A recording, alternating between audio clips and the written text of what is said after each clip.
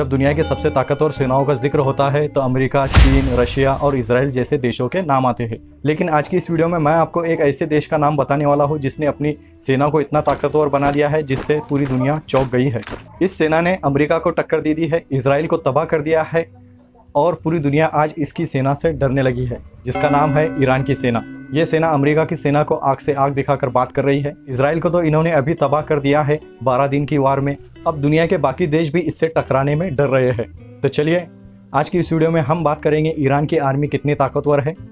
पूरी डिटेल में आपको सच बताएंगे, कोई भी बहकावे में नहीं लाएंगे। तो चलिए वीडियो को शुरू करते हैं। दोस्तों, ईरान की सेना दो हिस्सों में बटी हुई है। एक है आर्टिश सेना तो दूसरी है IRGC।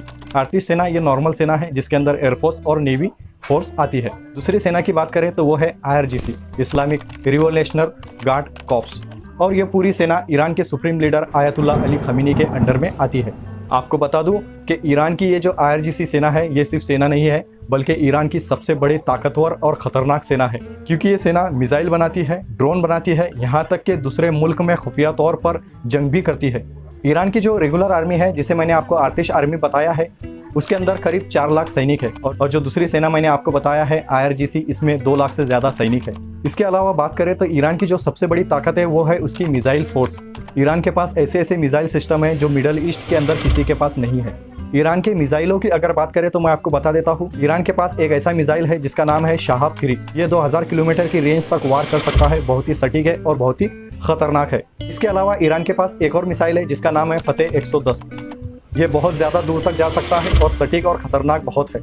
और इसी फतेह 110 से ईरान ने जो है इजराइल के ऊपर हमला किया है और अमेरिका के ऊपर भी हमला किया है, और पूरी दुनिया ने देखा कि कैसे ईरान ने इस मिसाइल के जरिए इजराइल को जो है पूरी तरह से तबाह व बर्बाद कर दिया है। इसके अलावा बात करें तो ईरान के पास और एक मिसाइल है जिसका नाम है सेजिल। ये ठोक इंजन से चलने वाला मिसाइल है। ये तेज भी बहुत है और खतरनाक भी बहुत है। और सबसे बड़ी खास बात यह है कि ईरान ने ये सारी चीजें जो है अमेरिका की पाबंदियां होने के बावजूद तैयार की है, बनाई है। इसके अलावा अगर आपको एक और बात बताऊं तो ईरान की असली ताकत उसकी सेना नहीं है बल्कि वो फोर्स है जो दूसरे देशों में अभी भी जंग लड़ रही है। इसे प्रॉक्सी वार कहते हैं, जैसे हिजबुल्ला लेबनान में, हाउतीज यमन में और ईरानियन मिलिटियस सीरिया और इराक में लड़ रहे हैं। ये सेनाएं ईरान के लिए लड़ती है, मरती है और पूरी दुनिया को इसका अंदाजा भी नहीं होता है। ईरान की एयरफोर्स अमेरिकन जेट्स और रशियन जेट्स से लेस है, लेकिन इनका असली फोकस ड्रोन पर होता है। इनके पास एक ऐसा ड्रोन है जिसका नाम है शहाद 136। इसे अभी फिलहाल रशिया यूज कर रहा है यूक्रेन के खिलाफ। इनके पास दूसरा ड्रोन है मुहाजिर सीरीज।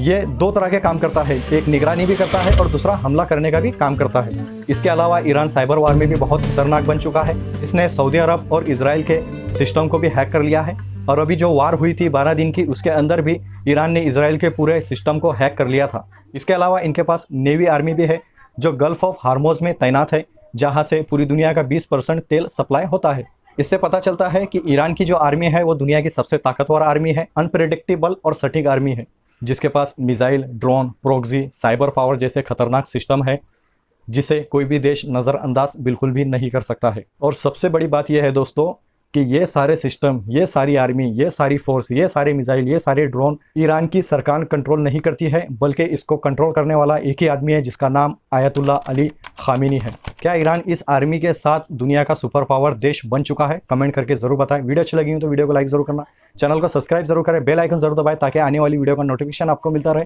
तो चलिए मिलते हैं नेक्स्ट नॉलेजेबल और धमाकेदार वीडियो के अंदर।